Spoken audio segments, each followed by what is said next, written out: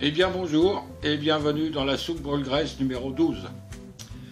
Cette fois-ci, nous allons faire comme le gouvernement, nous allons faire des économies et on va utiliser des légumes que l'on peut trouver dans le jardin facilement.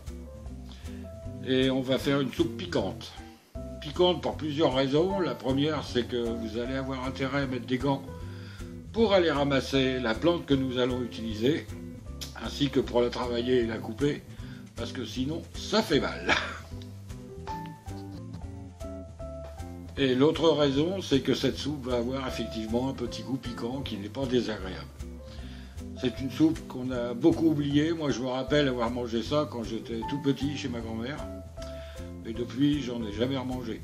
Donc c'est l'occasion de la remettre au goût du jour. Alors, donc cette fameuse plante en question, ce va être l'ortie. C'est pour ça que je vous disais de mettre des gants, ça fait mal. Donc, en premier, nous allons mettre 110 g d'ortie, ce qui représente 2 bocaux comme ça. Alors, comme il ne va pas vouloir partir tout seul, on va l'aider un peu. Et comme j'ai pas envie de me faire piquer, voilà. Le premier, on va mettre le deuxième, s'il veut bien y aller, voilà.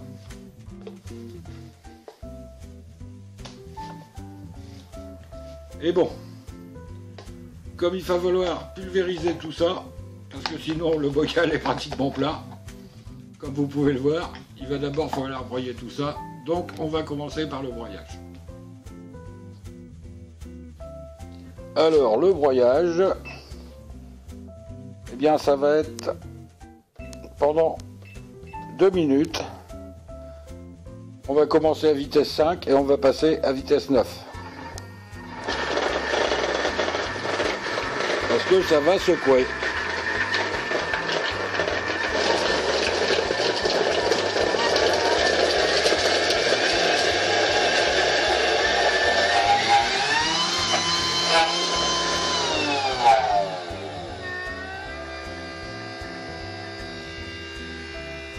Bon là, on peut même arrêter parce qu'a priori, il va falloir tout redescendre dans le bol.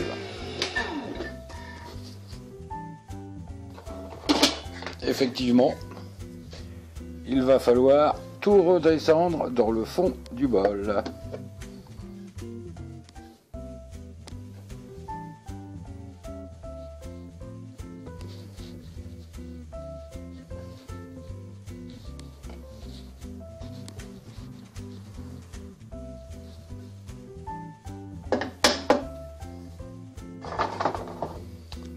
Donc c'est bien redescendu dans le bol. Donc on va pouvoir continuer la soupe. Bon, eh bien, c'est écrasé. On se croirait dans le bac d'une tondeuse à gazon. Ça fait à peu près le même genre d'herbe. Donc maintenant, on va rajouter. Donc je rappelle que pour les orties, c'était 110 g. On va rajouter 4 à 5 petites pommes de terre coupées en morceaux. On va rajouter une cuillère à café de gingembre.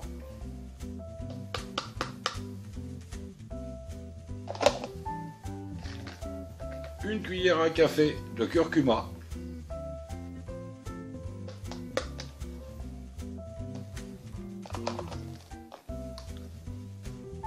Du thym et du laurier, mais il faudra penser, là on va faire cuire sans mixer, il faudra penser à retirer les feuilles de laurier avant de mixer, sinon ça va faire des morceaux.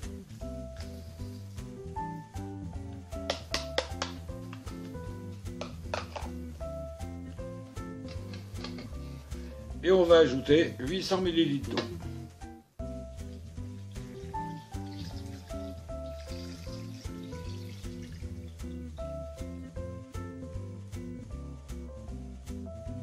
Voilà, bon, ben la soupe est prête à cuire. Maintenant, on va repasser sur le bloc moteur.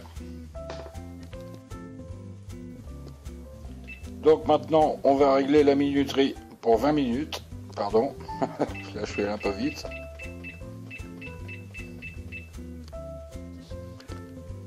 la température à 100 degrés, le retour arrière pour que les couteaux ne coupent pas. Et voilà, c'est parti pour la cuisson. Il y en a pour 20 minutes. Faudra pas oublier d'enlever les feuilles de laurier à la fin. Sinon, problème. Bon, voilà, c'est terminé. J'ai retiré les feuilles de laurier. Je vais donc remettre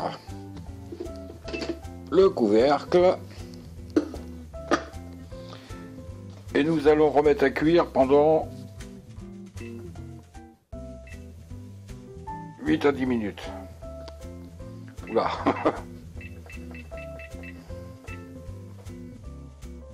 Toujours à 100 degrés. Mais là, on va mettre le mixeur un petit peu.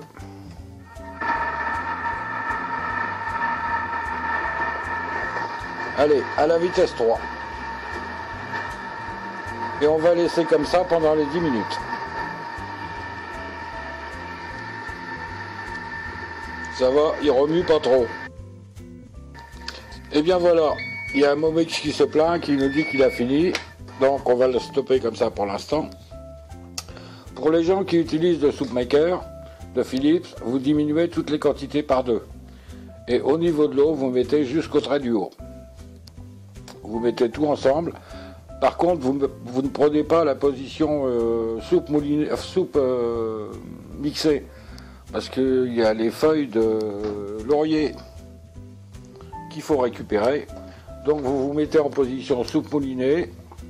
Vous faites la cuisson normale, vous récupérez, vous arrêtez l'appareil, vous récupérez les 2 feuilles de laurier, vous vous mettez en position 3, c'est-à-dire 3 ou 4, c'est-à-dire mixage, et là vous mixez pendant 3 ou 4 minutes pour avoir une soupe vraiment nickel. Ici, on va recommencer à mixer, parce que j'ai utilisé les tiges et les feuilles de l'ortie, or les tiges sont quand même relativement dures. Donc il va falloir les remixer. Donc on va stopper le retour arrière et là on va lancer le mixeur pendant à peu près 2 minutes. Pardon. Voilà. Et en vitesse maximum.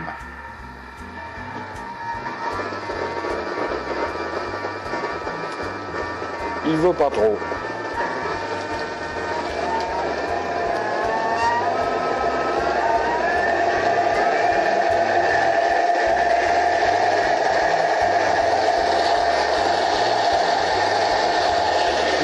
Ça fait un petit boucan ce machin.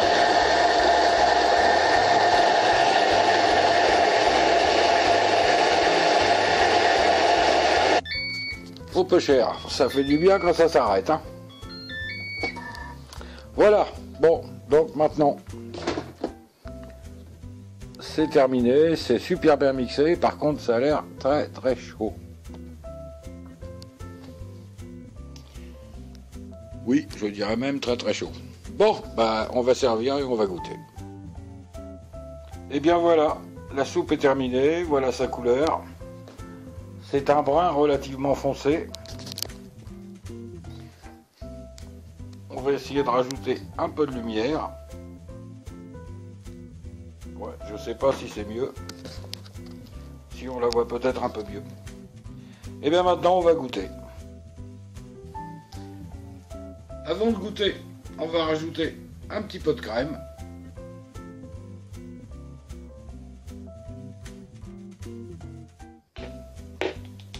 De la crème légère, bien entendu. Un peu de poivre.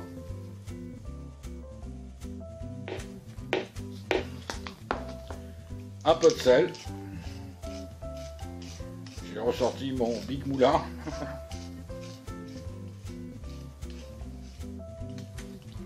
Voilà. On va remettre tout ça. Et on va goûter, voir ce que ça donne. Là, pour une fois, d'habitude, je l'ai fait pendant la semaine et je la refais le dimanche. Là, j'ai pas eu le temps. Donc c'est une première, je suis comme vous, je découvre.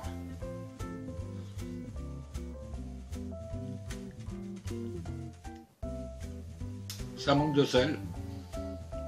Mais c'est bon. C'est un goût un petit peu spécial. Bon, c'est pas très piquant.